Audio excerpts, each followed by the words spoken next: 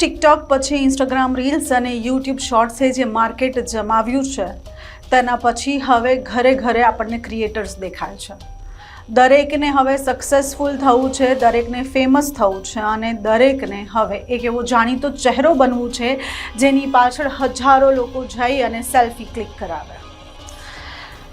સરેરાશ આમ જોવા જઈએ તો એક સામાન્ય માણસ એક દિવસમાં 40 મિનિટ જેટલો સમય રીલ સ્ક્રોલ કરવામાં વિતાવતો હોય છે.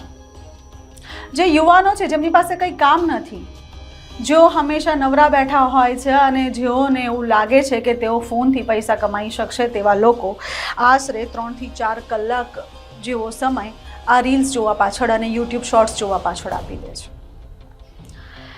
વાત કરીએ હવે ટોટલ કેટલા કન્ટેન્ટ ક્રિએટર છે. આમ કહેવાય કે સો કોલ્ડ કન્ટેન્ટ ક્રિએટર, તો એવા ટોટલ 8 કરોડ કન્ટેન્ટ ક્રિએટર છે અને 27 થી 30 કરોડ લોકો એવા છે જે રીલ્સ બનાવે છે, ઇન્સ્ટાગ્રામ અને યુટ્યુબ પર અપલોડ કરે છે. આ આંકડામાં કદાચ વધારે કંઈ હોઈ શકે પણ ઓછું તો ન જ હોઈ શકે.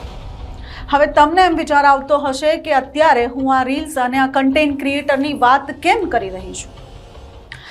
સમગ્ર ઘટનાને જાણીએ તે પહેલાં આપ સૌનું સ્વાગત છે હેડલાઇન ન્યૂઝના તદ્દન નવા શો ધ ક્રાઇમ ફાઇલ્સમાં. હું છું શીતલ અને આજે તમારા સૌ માટે એક એવી ઘટના લઈને આવી છું જેના પછી તમને પોતાને જેવું લાગશે કે ના, હવે સોશિયલ મીડિયા પર જે સમય આપણે વ્યતીત કરીએ છીએ તેને થોડો ઓછો કરી દેવો જોઈએ અને સાથે જ પોતાના કરિયરને બીજી દિશામાં લઈ જવા જોઈએ. સમગ્ર વાત છે કલકત્તામાં રહેતા બેગુસરાયના એક પ્રેમી પંખીડાની. 7 જાન્યુઆરીની આખી આ ઘટના છે. 7 જાન્યુઆરીએ રાત્રે 9 વાગે કેવો બનાવ બની ગયો, જે બનાવ ફરી એકવાર હવે વારે વારે કહેવું પડે છે કે મહિલાઓ હવે અપરાધ તરફ વધી રહી છે. 7 જાન્યુઆરી 2024ના રોજ એક ઘટના બની ગઈ. રાત્રે 9 વાગે એક પત્નીએ તેના પતિની હત્યા કરી નાખી. આ નિર્મમ હત્યા પતિની થઈ, તેની પાછળનું કારણ શું છે તેના પર હવે નજર કરીશું. કલકત્તામાં રહેતા અને આમ મૂળ બેગુસરાયના બંને પ્રેમી પંખીડાએ આજથી 7 વર્ષ પહેલાં લવ મેરેજ કર્યા હતા. રાની અને મહેશ્વર. રાની અને મહેશ્વર બંને એકબીજાને મળ્યા, એકબીજાને પસંદ કરતા હતા, તેથી ઘરવાળાએ તેઓના લગ્ન કરાવી દીધા.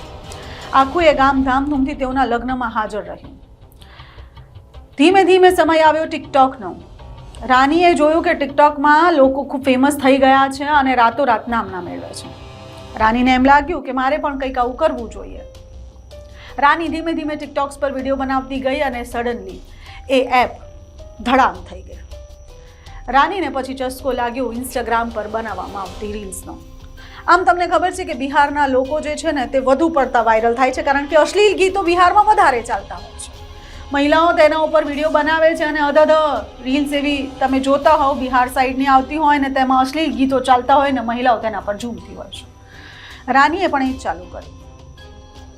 રાનીના ફોલોવર માત્ર 9000 હતા. આ 9000 ફોલોવર્સ માટે તેને તેના પતિની હત્યા કરી. તેને એમ લાગતું હતું કે મને જે કમેન્ટ મળી રહી છે, મને જે પ્રેમ મળી રહ્યો છે એ આમ જ મળતો જશે. ધીમે ધીમે હું પૈસા પણ કમાઈ લઈશ, ધીમે ધીમે હું ફેમસ પણ થઈ જઈશ. અને આ ફેમ મેળવવાની ઘેલછામાં તેને આરોપી બનાવી દીધી. 2 વર્ષથી રાની રીલ્સ બનાવતી હતી અને કલકત્તામાં તેના પતિ સાથે રહેતી હતી.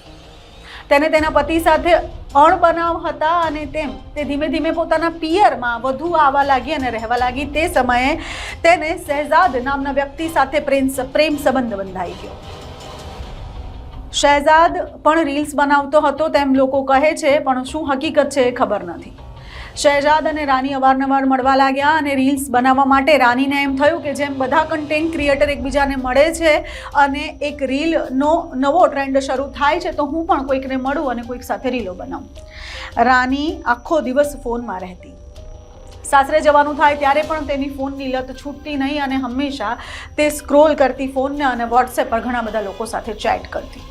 તેને એવું હતું કે હું કોઈક સાથે વાતચીત કરીને એની સાથે રીલ્સ બનાવીશ અને એ રીલ્સ મારી રાતોરાત જે છે તે વાયરલ થઈ જશે અને હું ફેમસ થઈ જઈશ.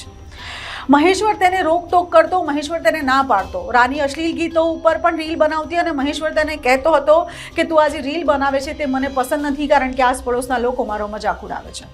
મહેશ્વર તેને ના પાડતો રહ્યો અને રાની તેને લિટરલી અવોઇડ કરીને આ રીલ્સની દુનિયામાં ધસતી ગઈ. એક સમય એવો આવ્યો જ્યારે મહેશ્વર અને રાનીના સંબંધમાં ખટાસ આવવા લાગી અને રાની પોતાના પિયરમાં જતી રહી. રાનીની બહેનપણી હતી, એટલે રાનીએ સમગ્ર ઘટનાની વાત તેની બહેનને કરી અને સાથે તેના પ્રેમીને પણ કરી. રાનીના મનમાં ફેમસ થવાની ઘેલછા એટલી બધી હતી કે તેને કાવતરું ઘડી નાખ્યું અને તેના પછી તેના પતિ સાથે તે પ્રેમથી વાત કરવા લાગી.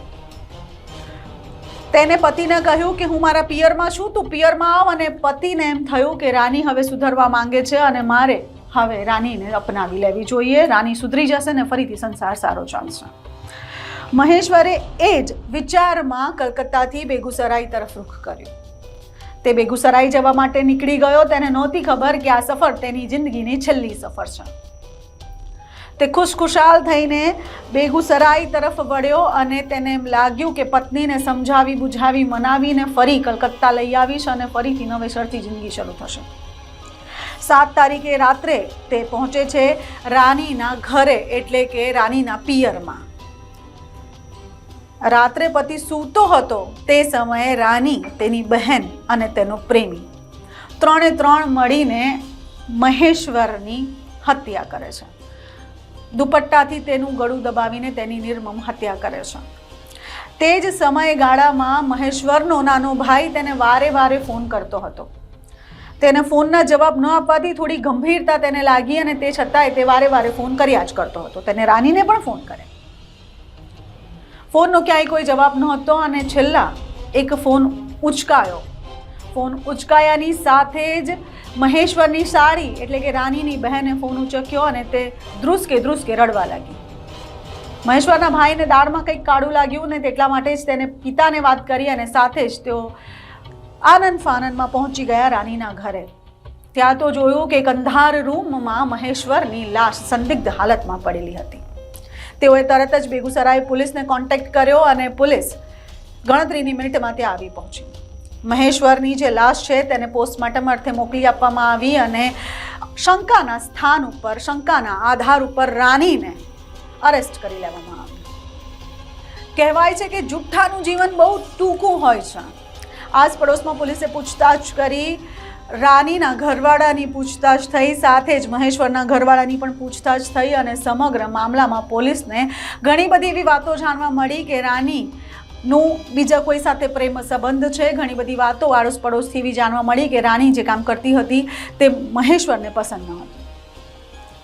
થોડી કડકાઈથી પૂછવા પર રાનીએ આખી એ વાત પોલીસની સમક્ષ ધરી દીધી.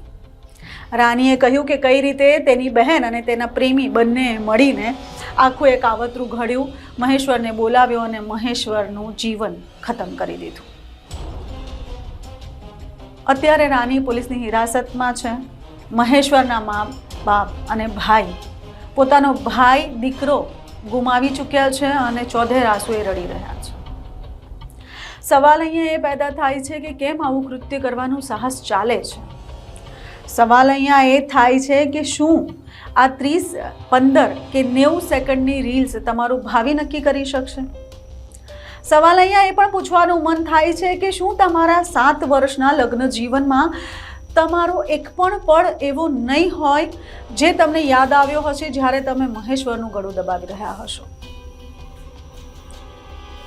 મહિલાઓ હવે આ કાર્ય કેમ કરે છે તે સમજ નથી આવતું. આખી ઘટના બહુ શરમ આવે ને તેવી છે.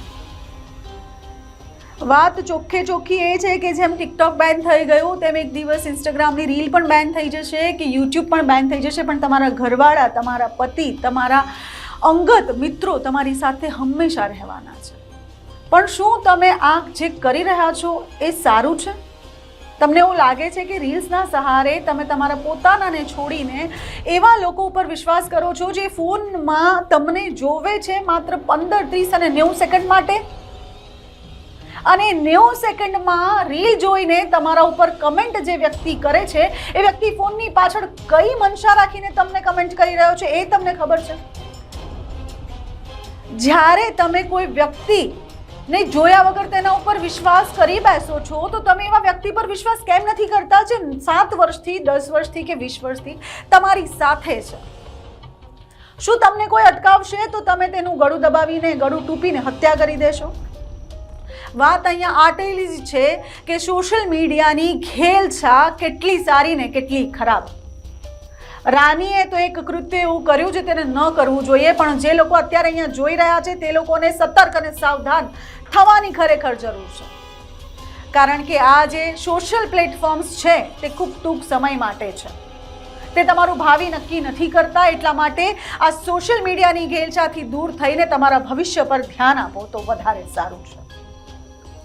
આજના ક્રાઇમ ફાઇલમાં બસ આટલું જ. ફરી કોઈ વાર મળીશું એક નવા ક્રાઇમ ફાઇલ સાથે. ત્યાં સુધી મને એટલે કે શીતલને રજા આપશો. નમસ્કાર.